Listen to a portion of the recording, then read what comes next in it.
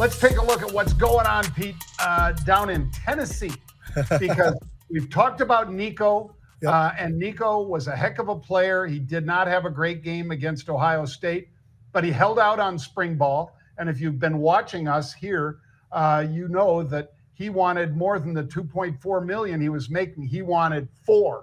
And I think, Pete, maybe his dad, similar to Global Payments, took too big of a bite. You know, these quarterbacks, it's really gotten out of hand, John, with the quarterbacks, and in college and in the NFL, let's be honest.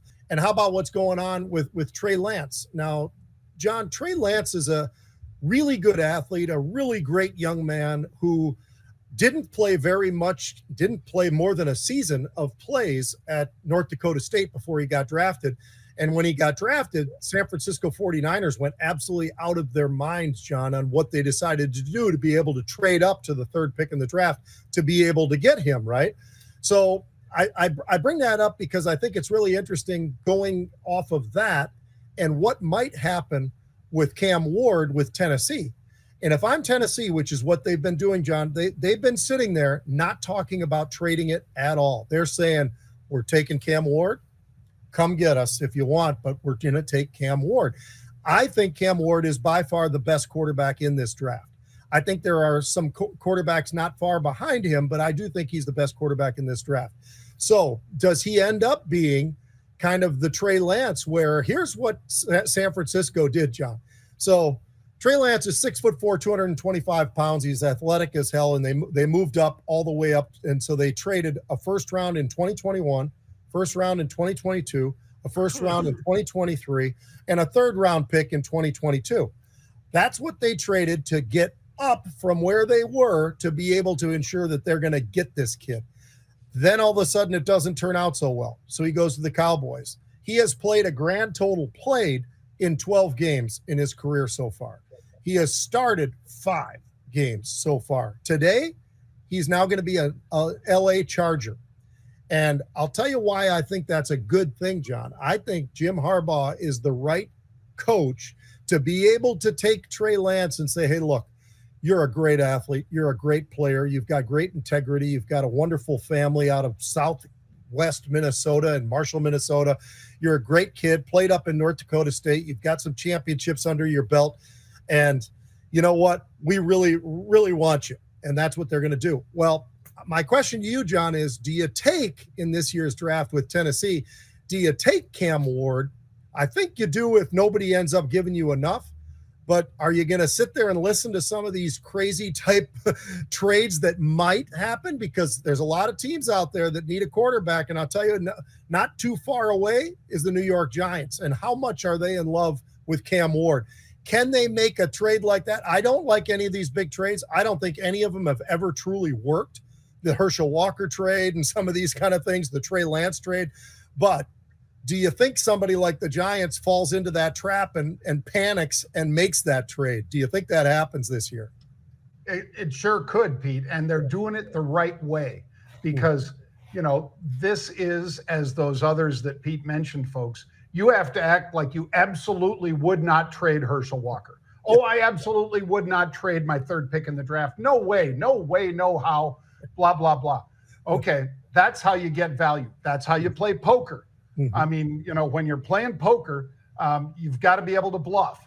Mm-hmm. And apparently this Amy, who's the daughter of Bud Adams, Pete, and I know you know that name because he is the owner, was the owner still, of the Houston Oilers. If you remember Earl Campbell and all the great players that came out of Houston, the Matthews brothers and so forth, Pete.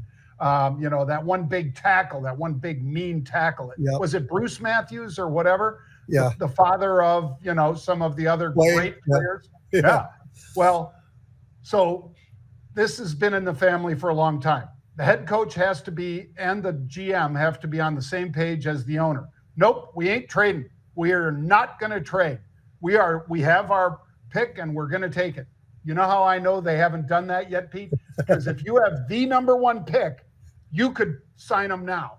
You don't even have to wait for the draft. You know that. I know that. You don't have to wait for the draft. And it's happened in the past. So I don't think they're as in love with Cam Ward or whomever it is that they want to take They want to push it all the way to Green Bay.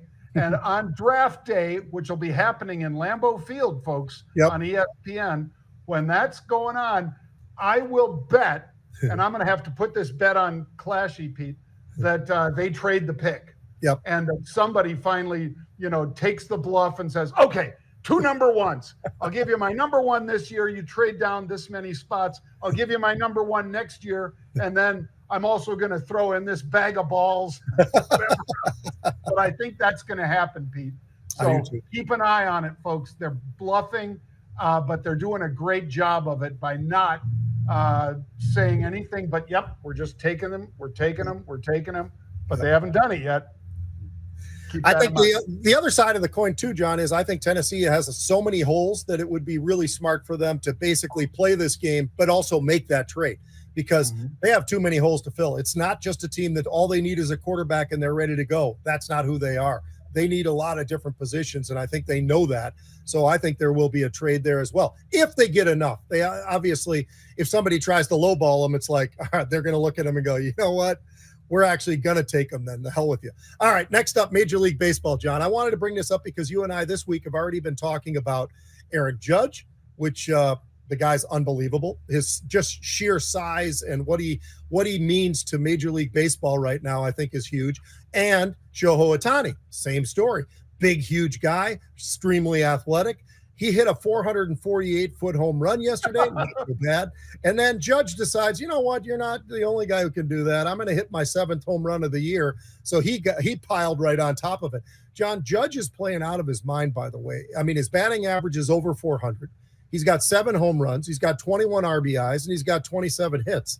This guy is absolutely amazing. And both these two teams are in a pretty good spot already. Now, the Dodgers are a little behind. They got a little bit more competitive group out there on the West Coast, but they've got 34 home runs already this year, which is number 1 in Major League Baseball. Ohtani's a big piece of that, by the way.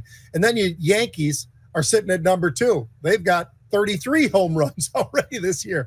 So, we've talked about it a little bit. I just thought I'd throw it out to you, John. It looks like this year is a little bit different where the teams that are spending the big bucks are actually getting big rewards, which hasn't really happened much in baseball for a while. And the Mets are still the highest paid. But when you look at what's going on with the Yankees and the Dodgers, it looks like that money's actually been worth the spend of what those teams have been able to do this year. And these two guys, I say it again, if they're anywhere near where you live and you want to go to a baseball game, you want to go see the Yankees, you want to go see the Dodgers. It's just a must. You might hate them, but damn, they're good. These two players are unreal. Yep, and they are worth the money. Yeah. And, one of the things that I think Pete and I would both say about baseball players, there's no such thing as load management. They play 162 games. Yeah. Now, does a player occasionally sit out? Yes, absolutely. But these guys, traveling as much as they do and playing double headers. When was the last time the NBA played a double header, Pete? Yeah. Never. So, yeah, Pete's right. When Ohtani hits a 448-foot home run, granted, he did that, Pete, I think, where was he? Was he in Colorado when he did it? I can't remember. He was. First inning against the Rockies, but he was at Dodger Stadium.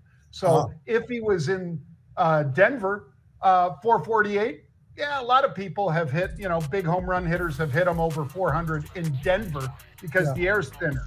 Yeah. All of a sudden, you're in smoggy old LA where that ball has to fight its way through the filth to get out there.